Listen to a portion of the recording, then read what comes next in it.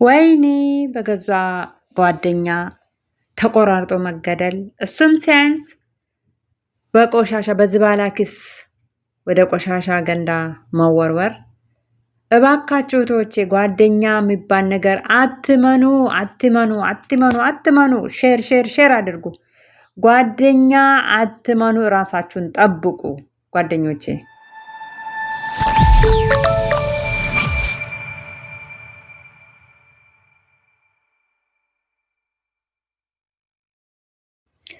ሰላም ሰላም፣ ውድና የተከበራችሁ የነሂላ ቻናል ቤተሰቦቼ በያላችሁበት ሰላማችሁን አብዝቶ ያብዛልኝ።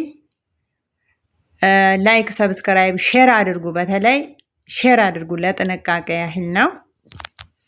ሼር ሼር ሼር አድርጉ።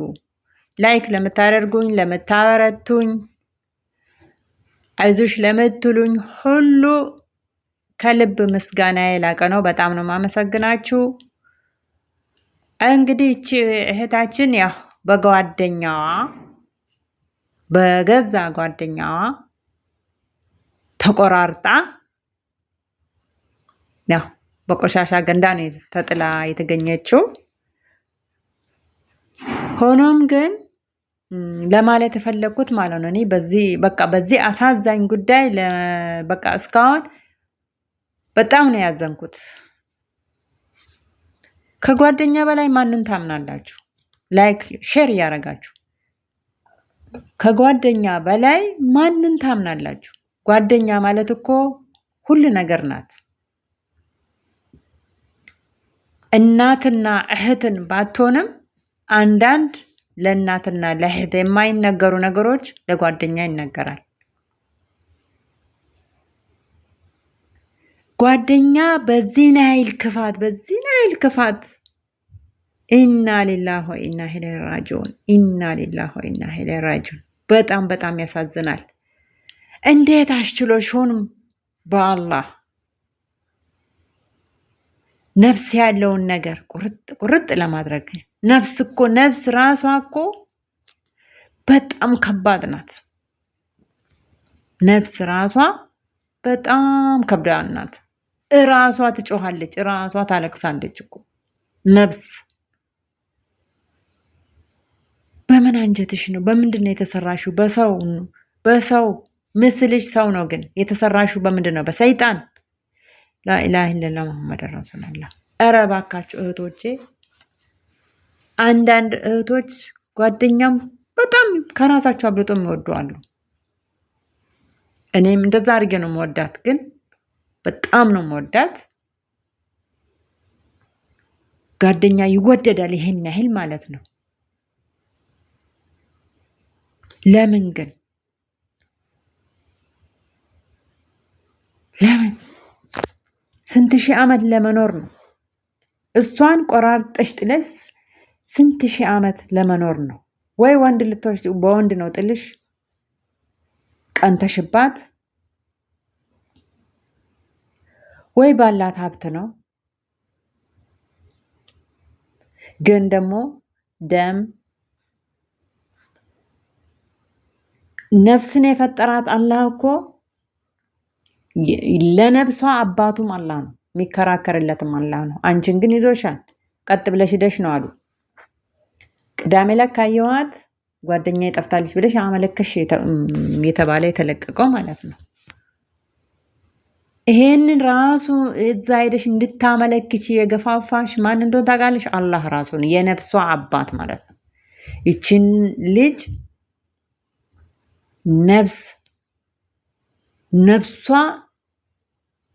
ነፍሷ ራሷ አባቷ ነው ያዘዘሽ። የነፍሷ አባት አላህ ነው። የፈለገ ቢመራመሩ የፈለገ ቢሰራ በመብራት ሆነ በምን ሆነ ይችን ሩህ ግን ማንም ሰው እስካሁን አልሰራትም። የሰራት አንድ አላህ ነው። አላህ ደግሞ የሰራትን ነፍስ እራሱ ነው የሚከራከርላት። ሰው ተገሎ እንዲህ አይቀርም። አሁን የምንጠብቀው ግን ፍርዱን ነው። በጣም ነው የሚያሳዝነው። ሼር እያደረጋችሁ ጓደኛን አትመኑ። ጓደኛም በአጠቃላይ አትመኑ። ጓደኛ ማመን አያስፈልግም። በቃ አያስፈልግም። ራሳችሁን ጓደኛ አድርጉ። እምነታችሁን ጓደኛ አድርጉ። በቃ ጓደኛ ካልተያዘ አይኖርም ያለው ማን ነው? ይኖራል። በቃ ራስን ጓደኛ ማድረግ ነው። እምነትን ሁሉም በሃይማኖቱ የራሱን እምነት ጓደኛ ያድርግ። የራሱን ጓደኛ ሲያደርግ በደህና መንገድ ይሄዳል። እንደዚህ በሰይጣናዊ መንገድ አይሄድም። እባካችሁ እህቶቼ ራሳችሁን ጠብቁ። ጓደኛ የወንድ ጓደኛም ይባላል፣ የወንድ ጓደኛም እንደዛው። በእስላም ግን ይሄ የለም። የወንድ ጓደኛ የለም። የለም ሙሉ በሙሉ የለም አይደለም፣ የሚጠቀሙም አሉ እንዴ።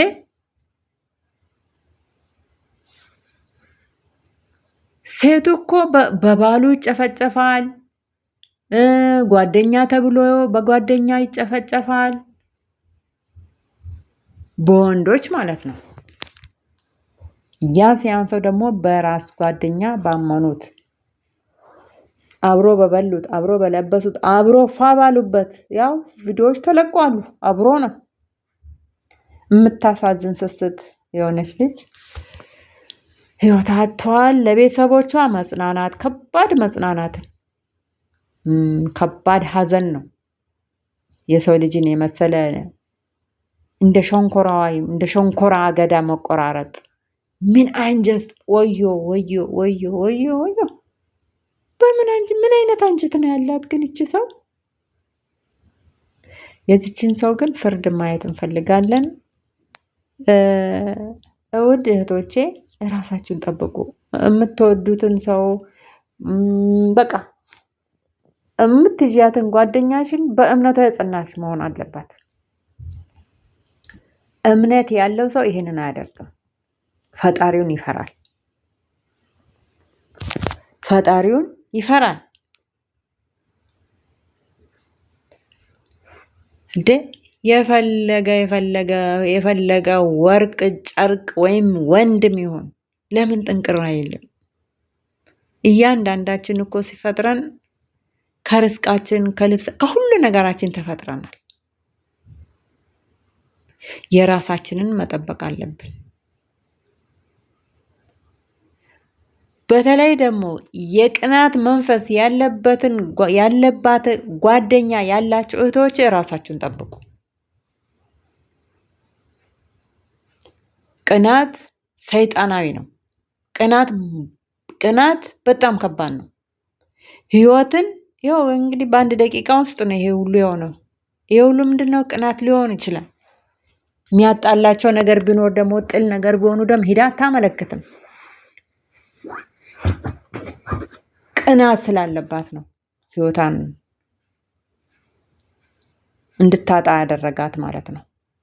እንድትገደል ያደረጋት እሷ ስለምትቀናባት ብቻ ነው። ይቺ ቦየ የመሰለች ሴትዮ ማለት ነው።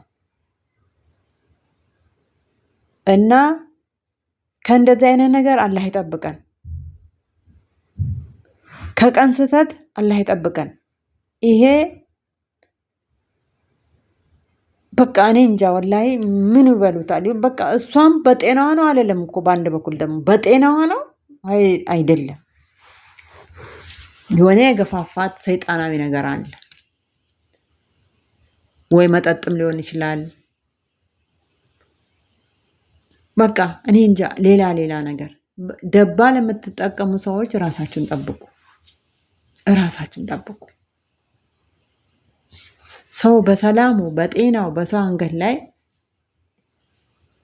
ስልክ ያለው ነገር አይቆራርጥም። የሚወዳት ጓደኛዋ አብሮ ብዙ ያሳለፉ ጓደኛን በእንደዚህ አይነት ነገር እኔ እንጃ እሷም የሆነችውን አናቅ። ሰይጣን ያለባት ተጨማሪም ሌላ ነገር ጨምራም ሊሆን ይችላል። እና በቃ ጓደኛ አታብዙ፣ ጓደኛችሁን ፍሩ። አሁንማ ቀሚስ ራሱ መፈራት አለበት ማለት እንኳን ሰው ቀሚስ በቃ የምትለብሱትን ቀሚስ በጥንቃቄ ልበሱ።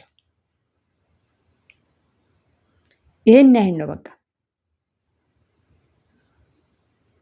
ሰው ከመፍራት አንፃር ቀሚስንም መፍራት ነው። ላይክ፣ ሰብስክራይብ፣ ሼር አድርጉ።